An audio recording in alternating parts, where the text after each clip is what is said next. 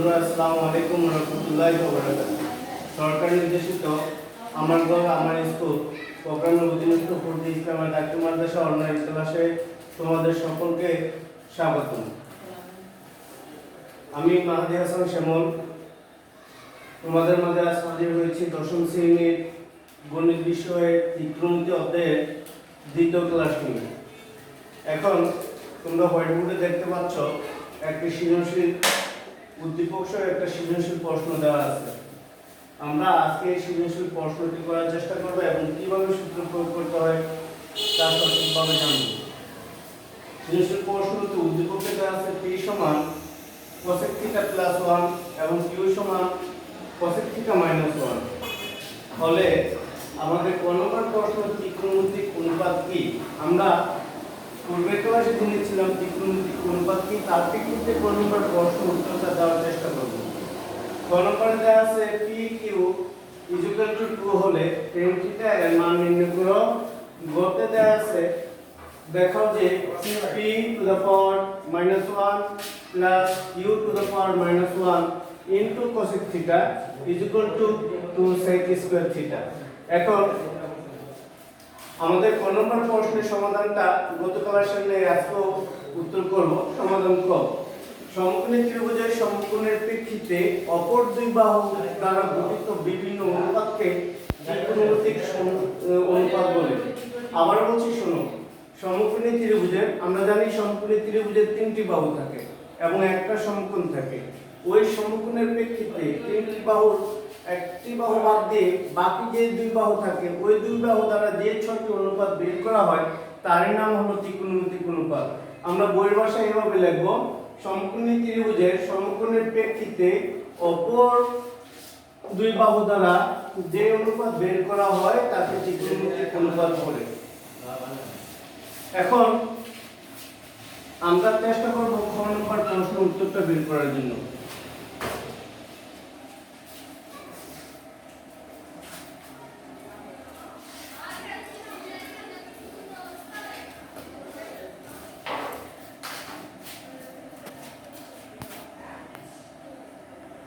খ নম্বরে উদ্দীপকে যা দেওয়া ছিল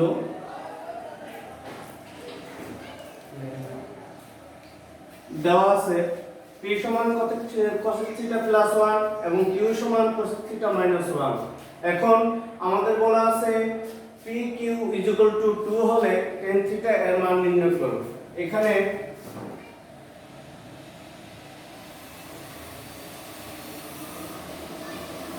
PQ সমান 2, p এর মান আমরা জানি এখানে cosec θ প্লাস 1, তাহলে আমরা লিখে ফেলি p এর মানটা হলো cosec θ প্লাস 1, q এর মান দেওয়া আছে cosec θ মাইনাস 1 সমান 2। p এর মান q এর মান লিখলাম আর সমান 2 এ 2 দিলাম। এখন আমরা সকলের সূত্র জানি, বীজগণিত রাশির সূত্র a + b * a - b এর সূত্র হলো a² - b²। তাহলে আমরা পাই এখানে সূত্র অনুসারে পাই cosec θ যদি a ধরি তাহলে a² θ প্লাস মাইনাস এককে 1 সমান হলো 2। এখন এই সূত্র আমরা পূর্বের ক্লাসে শিখছিলাম cosec² θ - 1 এর মান হলো cot² θ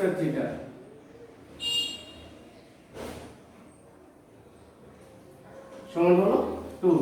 এখন প্রিয় শিক্ষার্থী বন্ধুরা, তোমরা দেখো প্রশ্নের ভিতরে দেওয়া আছে শুধু tan θ মান বের করতে হবে।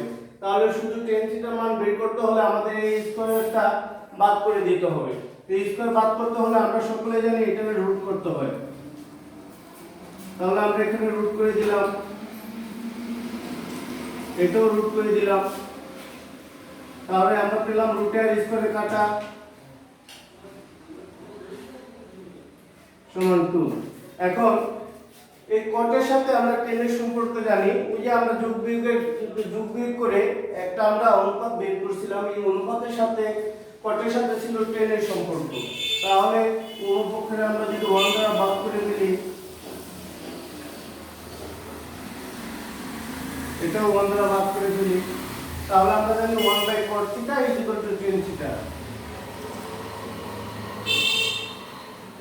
সমান 1/√3।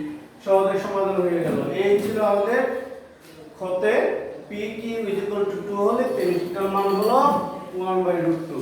এই হলো আমাদের খ নম্বর প্রশ্ন। এখন আমরা চেষ্টা করব এই অনুপাত দিয়ে আবার গ নম্বর প্রশ্নটা সঠিকভাবে সমাধান করার জন্য।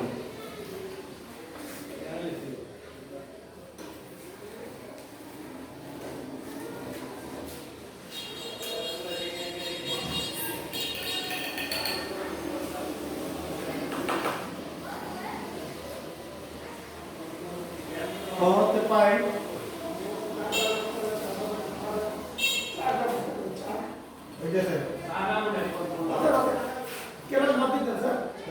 PQ সমান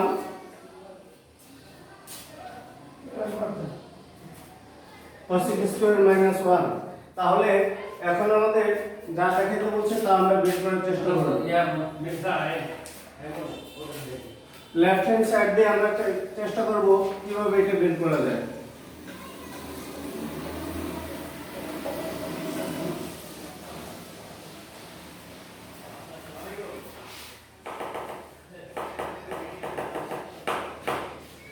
লগারিদমের অঙ্কের ভিতরে আমরা নিয়মটা শিখছিলাম, উপরে যদি মাইনাস পাওয়ার থাকে তাহলে আমরা বাক্সের ভগ্নাংশের ভিতরে আমরা 1 দেব উপরে আর নিচে যা আছে তাই দেব।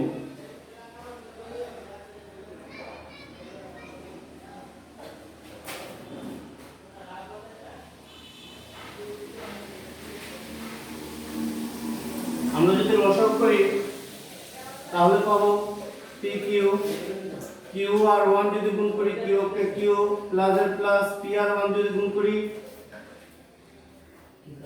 T কে P।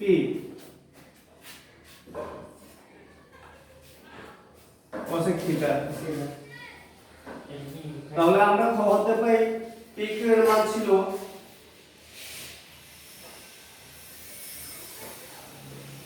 cosec square θ।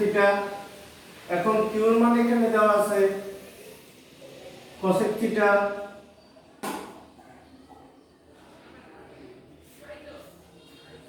Minus 1 plus plus P এর মান দেওয়া আছে cosec θ প্লাস 1।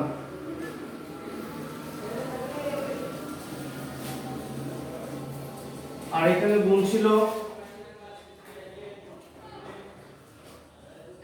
cosec θ। তাহলে আমরা পাই প্লাস 1 আর মাইনাস 1 কাটা, একবার cosec θ একবার cosec θ, এই হলো দুইবার।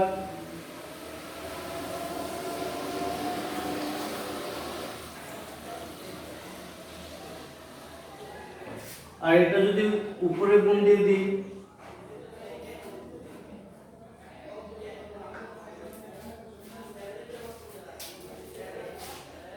তারপরে আসো এখন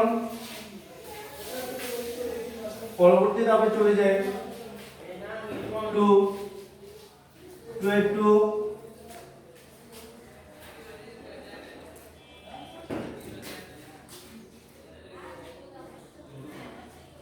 cosec আর cosec θ গুণ করলে হয় cosec স্কয়ার θ।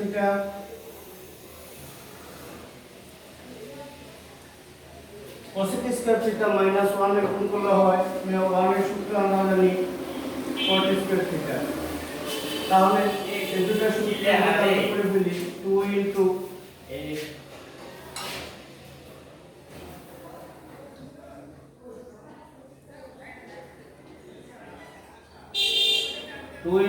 cosec এর সূত্র 1/sin স্কয়ার θ আর cot এর সূত্র হলো cos/sin square θ। 2 into 1/sin square θ গুণ ভগ্নাংশ গুণ, তাহলে এটা উল্টাই দেব, sin স্কয়ার এর উপরে নিচে আসলো cos স্কয়ার θ। আর sin আর sin কাটা, বাকি থাকে 2 গুণ 1/cos স্কয়ার θ। তাহলে 2 1/cos স্কয়ার θ মান হলো sec square theta আর হচ্ছে সুদ।